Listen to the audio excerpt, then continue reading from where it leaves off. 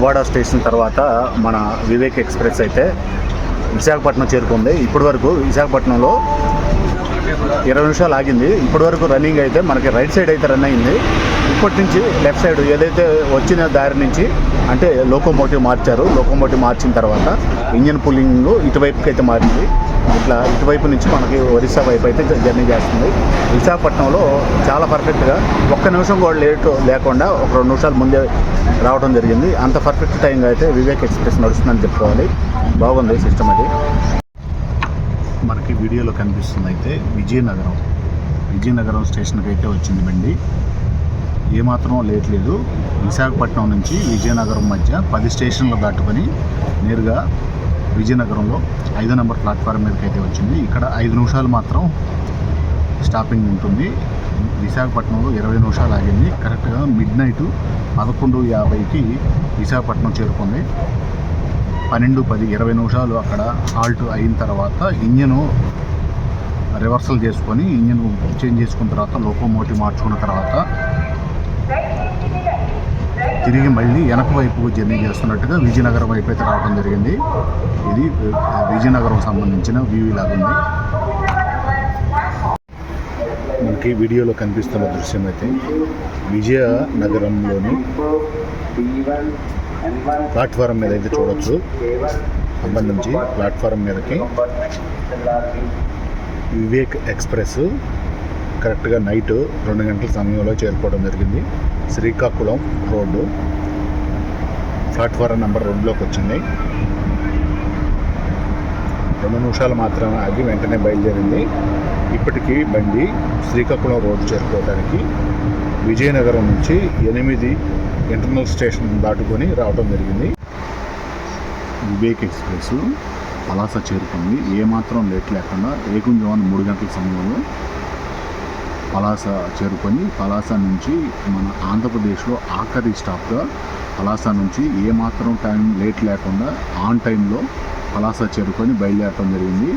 Hawking కూడా గమనించినట్లయితే Hawking ముందు మనకి చాలా దూరంగా ఇంజన్ ఉండటం వల్ల కుడివైపు ఇంజన్ని విశాఖపట్నంలో ఎడం వైపు మార్చడం ద్వారా హాంకింగ్ కూడా బాగా దగ్గరగా ఉంది. మనకి వెనక వైపుకి మనం దగ్గరగా ఉన్నాం కాబట్టి ఈ విధంగా ఆంధ్రప్రదేశ్లో ఆన్ టైంతో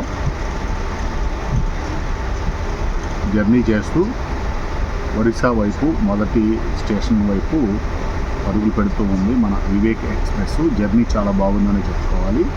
ఇప్పటి వరకు కూడా తమిళనాడులో స్టార్ట్ అయ్యి కన్యాకుమారిలో నుంచి కేరళ వైపు, కేరళ నుంచి మళ్ళీ తమిళనాడులోకి, ఇలా తమిళనాడు నుంచి మళ్ళీ ఆంధ్రప్రదేశ్లోకి చేరుకొని పూర్తిగా ఆంధ్రప్రదేశ్ని క్రాస్ చేసుకుంటూ ఒరిస్సా వైపు పరుగులు పెడుతూ ఉంది వివేక్ ఎక్స్ప్రెస్. 2వ రోజు ఏగుంజామున 3:30 గంటల సమయంలో ఆంధ్రప్రదేశ్లో ఆఖరి స్టేషన్ అయిన ఇచ్చాపురం దగ్గర క్రాస్ చేసి బాయ్ బాయ్ ఆంధ్రప్రదేశ్ అని చెప్పుకుంటూ మన వివేక్ ఎక్స్ప్రెస్ ఒరిస్సాలోకి సుర్లా రోడ్ అనే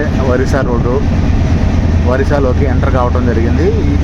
తర్వాత వెంటనే వచ్చే మొదటి స్టాప్ అయితే బ్రహ్మపూర్లో మొదటి స్టాప్ అయితే ఉంది. ఇక్కడ కరెక్ట్గా ఏకుంజామున 4 గంటలకైతే బండి బ్రహ్మపూర్లో ఆగబోతుంది. 4 గంటల పరిస్థితిలో కోచ్లో పరిస్థితి ఎలా ఉందనేది నేను చూపిస్తున్నాను. ఈ విధంగా పైనుంచి కింద దాకా చూసినట్లయితే ఈ దారి మార్గంలో వరుసగా చూడండి ఎట్లా పడుతూ ఉంటారో. ఇదంతా కూడా రిజర్వేషన్ ఏరియా. ఇక్కడ నుంచి నేను సీట్ నెంబర్ 50 దగ్గర ఉన్నాను. 50 దగ్గర నుంచి మీకు 80 వైపు చూపిస్తున్నాను. ఇట్లా రిజర్వేషన్ దాంట్లో కూడా ఇంత ఫుల్గా క్రౌడ్ జనరల్లో ఉన్నట్టుగా ఉండటం అనేది ఈ వివేక్ ఎక్స్ప్రెస్ మాత్రమే చెల్లిందని చెప్పుకోవాలి. ముందు రోజు రాత్రి కూడా ఇదే విధంగా జరిగింది యాత్ర. ఇప్పుడు 2వ రోజు నైట్ కూడా పూర్తి చేసుకున్నాము. ఇప్పుడు కొంచెం 4 గంటలు అయితే అయింది టైం. తమిళనాడు, కేరళ, ఆంధ్రప్రదేశ్ పూర్తి చేసుకొని ఇప్పుడే జస్ట్ ఒరిస్సాలోకి అయితే అడుగుపెట్టాము. బ్రహ్మపూర్ మొదటి స్టేషన్ దగ్గరికి అయితే చేరుకోబోతున్నాము.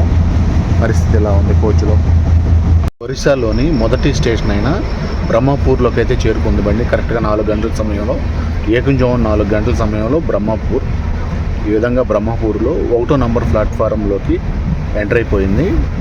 ఇక్కడ ఈ ప్లాట్ఫారం పరంగా చూసుకున్నట్లయితే ఒరిస్సాలో రైల్వే స్టేషన్ పరంగా కొంచెం 4 గంటల సమయంలో మన వివేక్ ఎక్స్ప్రెస్లో ఈ విధంగా ఉంది పరిస్థితి. 1వ నంబర్ ప్లాట్ఫారం. ఇక్కడైతే ఈ స్టేషన్లో 5 నిమిషాలు అయితే అఫీషియల్ హాల్ట్ ఉంది. ఒక 3 నిమిషాలు ఎర్లీగానే వచ్చింది. దాదాపు 10 నిమిషాలు ఆగిన తర్వాత ఇక్కడ నుంచి బండి అయితే బయలుదేరిపోతుంది. బ్రహ్మపూర్ స్టేషన్ కూడా వచ్చేసి BAM, వెల్కమ్ టు ఒరిస్సా అన్నట్లుగా ఒరిస్సాలోకి అయితే ఎంటర్ అయిపోయాం. ఉదయం 5 గంటల సమయంలో ఒరిస్సాలోకి ఎంటర్ అయిపోయిన తర్వాత బ్రహ్మపూర్ కరెక్ట్గా 4 గంటలకైతే చేరుకోవడం జరిగింది. బ్రహ్మపూర్ నుంచి నెక్స్ట్ స్టాప్ వెళ్ళే బురదా రోడ్డు వైపు ఇంకా గంటకు పైగా జర్నీ ఉంది. ఈ మధ్యలో ఉన్న వ్యూ ప్రదేశాన్ని 5 గంటల సమయంలో ఎంత తెల్లారుతుంది, ఎంత కెమెరాకి కవర్ అవుతుందని నేను కొంత భాగం వీడియో రూపంలో చూపించే ప్రయత్నం చేశాను. 5 గంటలకి ఇంత తెల్లారిపోయింది. వాతావరణం చూడండి ఎంత బాగుందో. గ్రీనరీ కూడా చాలా బాగుంది. అంటే ఇక్కడ వర్షాలు క్లియర్గా చాలా బాగా వర్షాలు అందుబాటులో ఉన్నాయి, వర్షాలు పడుతున్నాయని చూపించే విధంగా 5 గంటల సమయంలోనే ఎంత తెల్లారిపోయింది, ఇంత తెల్లగా ఉంది, ఇంత గ్రీనరీగా కూడా ఉంది. ఇలా ఒరిస్సాలో వర్షాలు బాగా పడుతున్నాయి. మన ఆంధ్ర కంటే ఒరిస్సాలోనే వర్షాలు బాగున్నాయని చూపించే ప్రయత్నంగా చేస్తున్నాను. వీడియోలోని దృశ్యాలను చూసుకుంటూ మన జర్నీ గురించి మాట్లాడుకుందాం. దాదాపు విజయవాడ దాటిన తర్వాత ఈ ప్రయాణంలో వివేక్ ఎక్స్ప్రెస్లో జర్నీ చేస్తూ ఇప్పుడు ప్రస్తుతం 3వ రోజుకైతే చేరుకున్నాము. మొదటి రోజు అంతా కూడా సాయంత్రం 5:25కి మన కన్యాకుమారి నుంచి మన ట్రిప్ అయితే వివేక్ ఎక్స్ప్రెస్లో జర్నీ మొదలైంది. తర్వాత కేరళకి వచ్చేటప్పటికి చీకటి పడిపోయింది. కేరళ ఏరియాలో ఎక్కువగా దృశ్యాలను చూపించుకోవడానికి కుదరలేదు.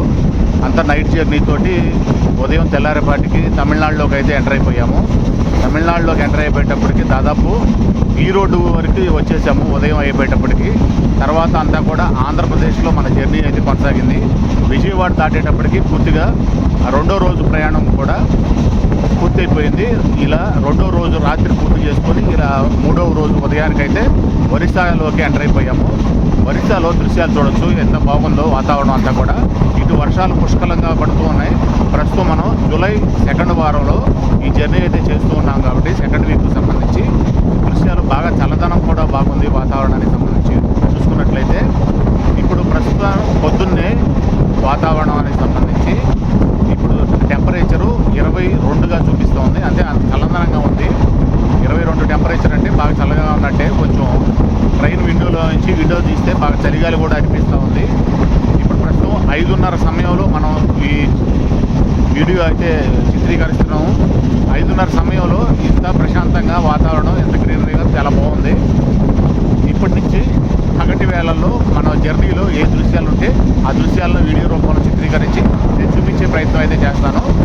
కేరళలో మంచి దృశ్యాలను అయితే మిస్ అయిపోయాము. ఎక్కువగా మనం నైట్ జర్నీలో ఉన్నాం కాబట్టి, అలాగే మన ఆంధ్రప్రదేశ్లో కూడా నైట్ జర్నీలో ఉన్నాం కాబట్టి విజయవాడ వైపు నుంచి పూర్తిగా ఇచ్చాపురం దాకా కూడా నైట్ దృశ్యాలలో అంటే మనకి నైట్ టైంలో ఎక్కువగా వ్యూ పాయింట్ చూపించుకోలేకపోయాం. కానీ ఈ ఒరిస్సాలో మాత్రం ఎంత దూరం జర్నీ చేస్తే డే మొత్తం మంచి దృశ్యాలను నేను వీడియోలో కవర్ చేసి చూపించే ప్రయత్నం అయితే చేస్తాను. ముఖ్యంగా మనం ఒరిస్సాలో ట్రావెల్ చేస్తూ ఉన్నాము. ఒరిస్సాలో ఎంటర్ అయిన తర్వాత 4 గంటలకి మొదటి స్టాప్ అయితే వచ్చింది. తర్వాత మన ఆంధ్రప్రదేశ్ వైపు నుంచి అంతా కూడా రాత్రి ప్రయాణమే చేశాము. పొద్దున్నే ఇప్పుడు ఇంకా 6 కూడా అవ్వలేదు సమయం. వాతావరణం చూసినట్లయితే ఇంత బాగా మంచు కురుస్తున్నట్టుగా, సన్నటి వర్షం తుప్పర పడుతుందా అన్నట్లుగా అయితే వాతావరణం అయితే ఉంది. ఇప్పుడు 6 గంటలకి ఇంకా పావుగంట ముందే ఇప్పుడు ప్రస్తుతం ఉన్న వాతావరణ పరిస్థితులు అయితే ఇట్లా చూడొచ్చు. ముఖ్యంగా ఈ ఒరిస్సాలో చూడదగిన రంభ, చిలక, బుల్గావ్ ఏరియాల్లో మనం ఉప్పునీటి సరస్సు, చిలక లేఖను అయితే చూడగలుగుతాము. ముఖ్యంగా ఇది ఇప్పుడు ప్రస్తుతం వర్షాకాలం కాబట్టి ఈ ఏరియాలో వర్షాలు పుష్కలంగానే పడుతూ ఉన్నాయి. బాగా పీక్ స్టేజ్లో వర్షాలు బాగా కురిచినప్పుడు దాదాపు 1200 చదరపు కిలోమీటర్ల విస్తీర్ణం అంతా ఎక్కువగా కనిపిస్తూ ఉంటుంది. మన భారతదేశంలోనే అతిపెద్ద ఉప్పునీటి సరస్సు. అలాగే వలస పక్షులకు సంబంధించి రకరకాల జంతు జీవాలకు సంబంధించి అది ఆలవాలంగా అయితే ఉంది. చిలకల లేక్ గురించి చెప్పుకోవాలంటే ప్రస్తుతం ఆ వ్యూ పాయింట్లన్నీ కూడా మనం చూడటానికి కొంచెం నైట్ టైం చీకటిగా ఉంది, చూడలేకపోయాము. అది దాటి ముందుకు వచ్చిన తర్వాతే తెల్లారింది. ఇప్పుడు పూర్తిగా మనం కుర్దా రోడ్డు వైపు అయితే వచ్చేసాము. ట్రై చేస్తాను ఇటువైపు కనిపిస్తే చూపించే ప్రయత్నం చేస్తాను. ఇంకా పూర్తిగా కొంచెం మంచుగా కనిపిస్తుంది. వాతావరణం అయితే మంచుగా ఉంది కాబట్టి ఆ దృశ్యాలను అయితే మనం చూడలేము. 1 కిలోమీటర్ వరకు అయితే కనిపిస్తుంది, అంతకు మించి అయితే దూరం కనిపించట్లేదు మామూలుగా డైరెక్ట్గా చూడటానికి కూడా. అలాగే కెమెరా పరంగా మొబైలు ఫోన్లో వీడియో చేయాలంటే చిలక లేక్ దృశ్యాలు ఇప్పుడు ప్రస్తుతం కనిపించేంత అవకాశం కనపడట్లేదు. నేను ట్రైన్కి 2 వైపులో చూస్తున్నాను, ఎక్కడైనా కనిపిస్తుందని నేను మంచి దృశ్యాలను చిత్రీకరించే విధంగా. ఒకవైపు పూర్తిగా ఎక్కువగా ట్రైన్లో వివేక్ ఎక్స్ప్రెస్లో రద్దీ ఎక్కువగా ఉండటం వల్ల అటు ఇటు కొంచెం వీడియో పరంగా చూపించుకోవడానికి చిత్రీకరించుకోవడానికి లొకేషన్స్ చూడటానికి కొంచెం ఇబ్బందికరంగానే ఉంది. క్రౌడ్ ఫుల్గా ఉంది. మనం బుక్ చేసుకున్న స్లీపర్లో అయినా కూడా జనరల్లో ఉన్నట్టుగా ఉన్నారు ప్యాసింజర్స్ అయితే. ఎక్కువగా లాంగ్ జర్నీ చేసేవాళ్ళు, లాంగ్ ట్రైన్ కాబట్టి వాళ్ళే ఎక్కువ మంది ఉన్నారు. ఇట్లా దారి వెంట ఉన్న దృశ్యాలను ఎక్కువగా వివరించుకుంటూ చూపించుకుంటూ వెళ్ళిపోదాం ముందుకైతే సాగిపోతూ ఉంది. మన ట్రైన్తో పాటు మన జర్నీ కూడా సాగుతుంది. అలాగే మన వీడియోని కూడా ముందుకు తీసుకెళ్తూ ఉన్నాము. చిలక లేక్ దృశ్యాలు ప్రస్తుతానికైతే మిస్ అయిపోయాను అన్నట్టుగా నాకైతే అర్థమైపోతుంది. ఓకే, పర్లేదు. ఇప్పుడు వాతావరణ పరంగా చూసుకున్నట్లయితే చాలా బాగా చల్లగా ఉంది కాబట్టి దారి వెంట ఉన్న దృశ్యాలను ఇంకా బాగా చూపించుకుంటూ వెళ్ళొచ్చు. పచ్చదనానికి ఏమాత్రం తక్కువ లేదన్నట్టుగా మన ఒరిస్సా స్టార్ట్ అయిన కాడి నుంచి నేను తెల్లవారిన కాడి నుంచి నేను చూపించే ప్రయత్నం చేస్తున్నాను. ఎక్కడా కూడా పచ్చదనానికి తక్కువ లేదు. అలాగే రైతువారీగా పొలం పనులు చేసుకునే వాళ్ళకి కూడా మంచి పుష్కలంగా నీళ్లు అందుబాటులో ఉన్నాయి అన్నట్టుగా క్లియర్గా అర్థమవుతూ ఉంది. ఇది జూలై 2వ వారంలో మనం చేస్తున్న ఈ జర్నీ గురించి ఇంకా ముందు చూపించబోయే వీడియోల్లో ఇంకా వివరించుకుంటూ ముందుకైతే సాగిపోదాము. ప్రస్తుతం ఖుర్దా రోడ్ రైల్వే స్టేషన్ వచ్చినట్టుంది. గూడ్స్ బండి అయితే పెట్టింది ఇక్కడ ఇటువైపు. ప్లాట్ఫారం అటువైపు వచ్చింది. ఖుర్దా రోడ్ జంక్షన్ స్టేషన్కి అయితే చేరుకున్నాము. ఇప్పుడు ఖచ్చితంగా సమయం 6 గంటలైతే అయింది. 6 గంటలకి కరెక్ట్గా 5 నిమిషాల ముందే వచ్చేసింది. 5:55కే వచ్చేసింది, 5 నిమిషాల ముందే. చూడొచ్చు ప్లాట్ఫారం అటువైపు వచ్చింది. అటువైపు కొంచెం క్రౌడ్ ఎక్కువగా ఉండటం వల్ల నేను ఆ దృశ్యాలను చూపించే ప్రయత్నం చేయలేదు. ఖుర్దా రోడ్ జంక్షన్ తర్వాత వచ్చే స్టాప్ భువనేశ్వర్ వైపు అయితే మన ట్రైన్ అయితే వివేక్ ఎక్స్ప్రెస్ ట్రావెల్ చేస్తూ ఉంది. ఇప్పుడు ప్రస్తుతం 3వ రోజు ప్రయాణంలో ఉన్నాం మనం. 3వ రోజు జర్నీకి ఒరిస్సాకి అయితే చేరుకున్నాం పొద్దున్నే. Khurda road junction view point అయితే చూడొచ్చు. ప్లాట్ఫారము 2వ నెంబర్ ప్లాట్ఫారం మీదకి అయితే వచ్చింది వివేక్ ఎక్స్ప్రెస్. ఇప్పుడు ప్రస్తుతం ఇక్కడ ఇటువైపు గూడ్స్ బండి ఉండగా గూడ్స్ బండి అయితే తీసేశారు.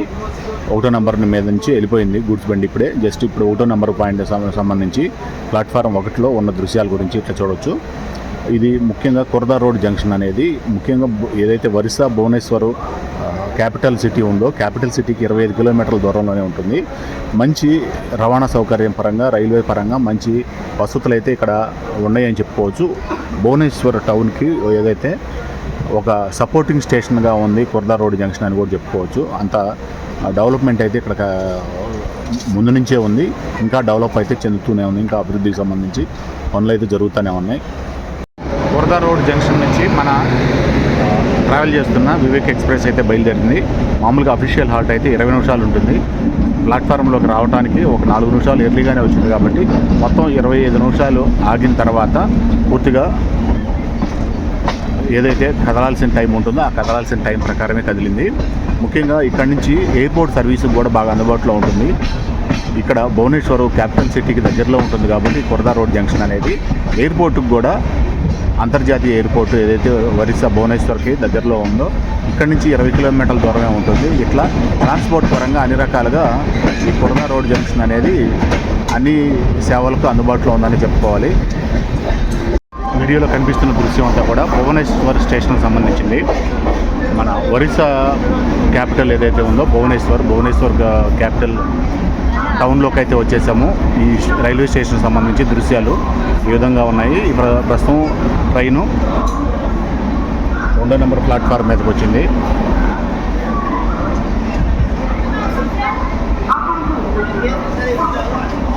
క్రౌడ్ అయితే ఫుల్గానే ఉంది పొద్దున్నే.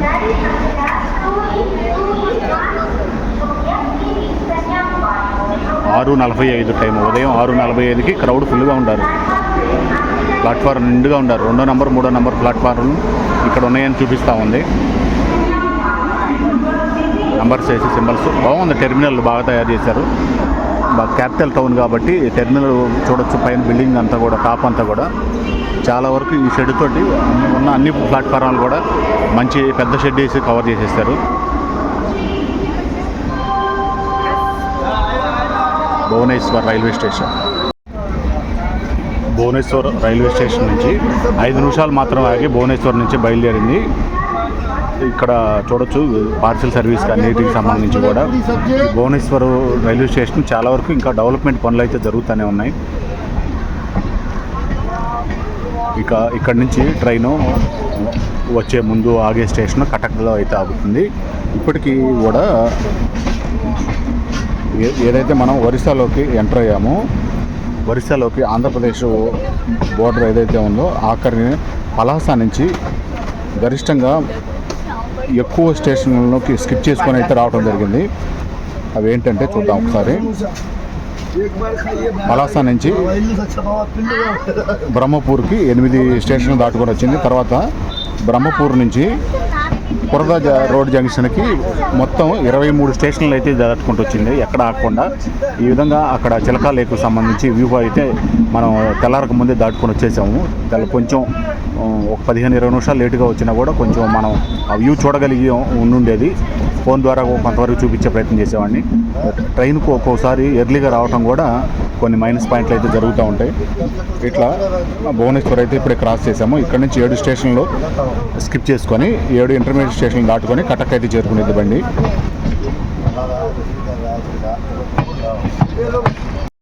ఈ వివేక్ ఎక్స్ప్రెస్ జర్నీకి సంబంధించి ఇప్పుడు ఇది మూడో రోజుగా చెప్పుకోవాలి ఖచ్చితంగా. మనం స్టార్ట్ అయిన కన్యాకుమారి సాయంత్రం 5:25కి స్టార్ట్ అయింది. ఆ రోజు రాత్రి పూర్తిగా కేరళలో జర్నీలో గడిచిపోయింది. తర్వాత పగలంతా కూడా తమిళనాడులో కొంత భాగం, తర్వాత ఆంధ్రలో విజయవాడ వచ్చేటప్పటికి సాయంత్రం అయిపోయింది. విజయవాడ నుంచి పూర్తిగా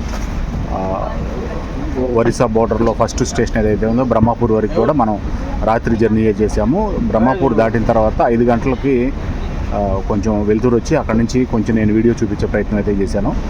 అక్కడి నుంచి చూసుకుంటా వచ్చినట్లయితే మంచి దృశ్యాలను, ఇక్కడ ఒరిస్సా వాతావరణానికి సంబంధించి బాగా చల్లగానే ఉంది ఇప్పుడు ప్రస్తుతానికి. అంత గ్రీనరీ కూడా, వర్షాలు బాగానే పడుతున్నట్టు కనిపిస్తూ ఉంది ఈ జూలై 2nd వీక్లో. ముఖ్యంగా మనం స్టార్ట్ అయిన దగ్గర నుంచి ఈ సౌత్రన్ రైల్వే నుంచి స్టార్ట్ అయ్యాము. తర్వాత మన ఆంధ్రాకి సంబంధించి విశాఖపట్నం కోస్టల్ ఇచ్చారు కాబట్టి దక్షిణ కోస్టల్ని క్రాస్ చేసుకొని ఇప్పుడు ఈస్ట్ కోస్ట్ వైపు అయితే వచ్చేసాం పూర్తిగా. ఇప్పుడే సూర్యుడు అయితే కనిపిస్తున్నాడు, మబ్బుల నుంచి బయటకు వచ్చాడు. ఇప్పుడు కరెక్ట్గా 7 అయింది టైము. 7 గంటలకే సూర్యుడు చూడండి ఎంత పైకి వచ్చేసాడు, చాలా పైకి వచ్చేసాడు సూర్యుడు 7 గంటలకి. అంటే దాదాపు 4:45 అట్లా తెల్లవారడం మొదలు పెడుతుంది కాబట్టి ఇప్పుడు 7 గంటలకల్లా సూర్యుడు అంత పైకి వచ్చేసాడు అనమాట. అంటే ఇప్పటి వరకు కొంచెం మబ్బులుగా ఉంది, అంత క్లియర్గా కనిపించలేదు. ఇప్పుడే సూర్యుడు బాగా కనిపిస్తున్నాడు. ఓం నమో శ్రీ సూర్యదేవాయ నమః. బాగుంది గ్రీనరీ అంతా కూడా, చాలా బాగుంది. కటక్ దగ్గరలోకి వచ్చేసాము. కటక్ స్టేషన్ ఇప్పుడు 5 నిమిషాలు మాత్రం ఆగింది. 2వ నెంబర్ ప్లాట్ఫామ్ మీదకి వెళ్తుంది.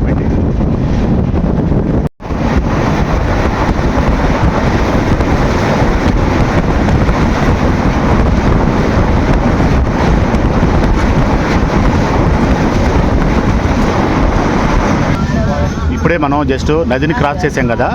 ఇది ప్రధానంగా ఈ ఒరిస్సాలో ఉన్న మహానదికి ఉపనదులు. ఇవి ఉపనదులు. ఇప్పుడు ఈ లైన్లో 2 నదులు అయితే ఉంటాయి. కోవాకాయి ఒక నది, అలాగే ఖదా జోడి ఇంకొక నది. ఇట్లా 2 ఉపనదులు కలిసి మహానదిలోకి అయితే వెళ్ళి కలుస్తూ ఉంటాయి. ఈ భువనేశ్వర్ ఇట్లా ఒరిస్సా ఏరియాలో మహానది అనేది బాగా పెద్ద నదిగా, జీవనాధారం పరంగా, నదీ పరివాహక ప్రాంతంలో బాగా పంటలు పండించుకునే విధంగా, అలాగే గ్రౌండ్ వాటర్ పరంగా ఈ ఒరిస్సా ఏరియా మొత్తం గ్రౌండ్ వాటర్ పుష్కలంగానే ఉంటుంది. అయితే ఎక్కువగా చిత్తడి నేలలు ఎక్కువగా ఉంటాయి. ఈ నది బాగా పెద్దదిగా ఉంది. ఇది మహానదికి ఇప్పుడు ఏదైతే చెప్పుకున్నామో 2 ఉపనదులు కలిసి ఇంకా మహానదిలో కలిసి పెద్ద నదిగా తయారవుతుంది.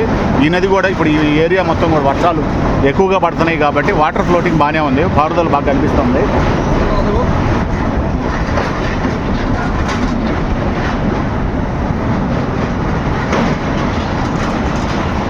బాగా వాటరు అంటే ఎక్కువగా ఫ్రెష్గా వర్షం వచ్చింది కాబట్టి బురదగా ఉన్నట్టుగా ఎక్కువ తెల్లగా ఉన్నాయి. ఇంకా నీళ్ళు ఇంకా మట్టితోటి వాటి కలుస్తున్నాయి కాబట్టి ఇంకా తేరుకోలేదు. వాటర్ ఫ్లోటింగ్ అయితే బాగా ఎక్కువగానే ఉంది. పారుదల కనిపిస్తుంది క్లియర్గా. నది ఆ అంచు నుంచి ఈ అంచుకి ఎంత దూరం ఉందో అంత దూరం ఇది నది ప్రవహిస్తూనే ఉంది. అంటే ఫ్లోటింగ్ అంత బాగుందన్నమాట. అంచులు ఎక్కడ కూడా ఖాళీగా లేవు. ముందు చూసిన నది అయితే కొంత అంచులు అయితే ఖాళీలు ఉన్నాయి. ఇది ప్రవాహం బాగా ఎక్కువగా ఉంది. ఇది కటక్ స్టేషన్కి బాగా దగ్గరగా ఉంది. ఇంకా 5 నిమిషాలు కూడా లేదు. పక్కన కనిపిస్తుంది కదా, కటక్ టౌన్ అంతా కూడా కనిపిస్తుంది. కటక్ టౌన్ అంచునే ఉంది ఈ బ్రిడ్జి. బాగా వెడల్పుగా కూడా ఉంది. దాదాపు 1 కిలోమీటర్ పైన, 2 కిలోమీటర్లు దాదాపు ఉండొచ్చు అనుకుంటా. పక్కన కూడా నది అంచునే ఒక బ్రిడ్జి అయితే కడుతున్నారు. నదిలోనే నది అంచున పిల్లర్స్ పోసి సగం కొంతవరకు కన్స్ట్రక్షన్ జరుగుతుంది. ముందు పక్క ఆల్రెడీ టాప్ వరకు కూడా బ్రిడ్జ్ టాప్ వరకు కంప్లీట్ చేశారు. చూడొచ్చు కటక్ టౌన్ పక్కనే ఉంది కరెక్ట్గా. ఇక్కడ నుంచి రైల్వే స్టేషన్ కూడా పెద్ద దూరం లేదు. రైల్వే స్టేషన్ కూడా పక్కనే ఉంది. బాగుంది. చాలా రోజుల తర్వాత నదీ ప్రవాహం అయితే చూస్తున్నాం.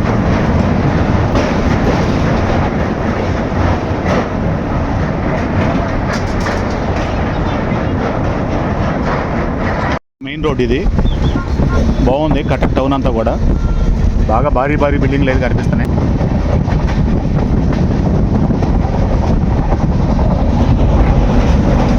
చూడొచ్చు పొద్దున్నే మార్కెట్ అయితే జరుగుతుంది కటక్లో.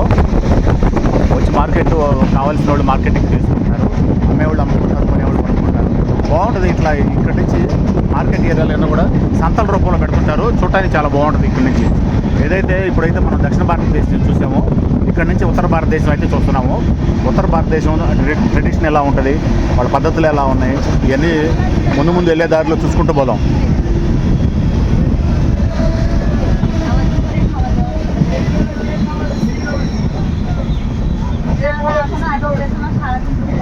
बोलो हाय. हाँ, कहाँ जा रहा है अभी आप? अभी कटक आया है. कटक से कहाँ जाएगा?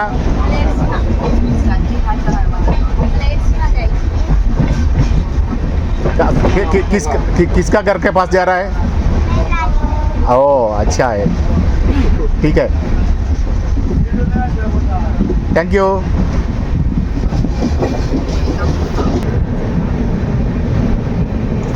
हाँ जाओ बाय. आपका भाई क्या ही बोला, बाकी तो सो रहा ही है.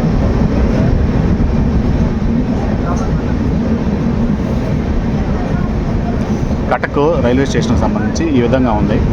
అంతా సూపర్గా ఏం లేదు కానీ కన్స్ట్రక్షన్ అయితే చాలా భారీగా జరుగుతుంది. చూడొచ్చు భారీ టన్నెళ్ళు, అంటే బాగా టెర్మినల్ రూపంలో నిర్మాణం చేయడానికి పెద్ద ఏర్పాటు చేశారు. పైన మామూలుగా నడిచి వెళ్ళటానికి బ్రిడ్జిలు కూడా ఒక టన్నెల్ సర్కిల్ ఎలా ఉంటుందో అట్లా సర్కిల్గా అయితే కనిపిస్తూ ఉంది. ఇది కటక్ రైల్వే స్టేషన్కి సంబంధించి. బండి దిగి బాయ్ చెప్తా వెళ్తున్నారు. ఇప్పుడే ఇక్కడ నుంచి వాళ్ళు కటక్ నుంచి ఇంకొక గంట ప్రయాణం బస్కి వెళ్ళాలంట, వాళ్ళ సొంతూరుకి వెళ్ళాలంటే. ఇప్పుడు ఆ చిన్న పాప వాళ్ళ అమ్మమ్మ వాళ్ళ ఊరు వెళ్తున్నారు. అంటే ప్రస్తుతం అమ్మాయి చదువు పరంగా వాళ్ళు ప్రస్తుతం కేరళలో ఉన్నారు పనిరీత్యా. కేరళలో స్కూల్లో చేర్చాలంటే ఆధార్ కార్డు మార్పించుకోవటం కోసం అమ్మాయి 3 నెలలు 4 నెలలు పసిపిల్లగా ఉన్నప్పుడు ఆధార్ కార్డు తీశారంట. ఇప్పుడు 8వ సంవత్సరం వచ్చింది కాబట్టి ఇప్పుడు అక్కడ స్కూల్లో చేర్చాలంటే ఆధార్ కార్డు ఖచ్చితంగా మళ్ళీ రీఫ్రెష్ చేయాలి. మళ్ళీ ఇప్పుడు ప్రజెంట్ ఫోటో ఎలా ఉందో అలా చేయించుకొని వస్తే అక్కడ స్కూల్లో జాయిన్ చేసుకొని మొత్తం కంప్లీట్ చేస్తామని చెప్పారు. అందుకని ప్రత్యేకంగా ఒక 1 నెల రోజులు ఇక్కడ ఉండినట్టుగా ఉంటుందని చెప్పి సెలవు పెట్టి వచ్చారంట. ఇప్పటికి పూర్తిగా వాళ్ళు ఇక్కడికి వచ్చి 14 నెలలు అయిందంట. 14 నెలల నుంచి కేరళలో ఉన్నారు. ఇప్పుడు ఇంటికి వస్తున్నారు.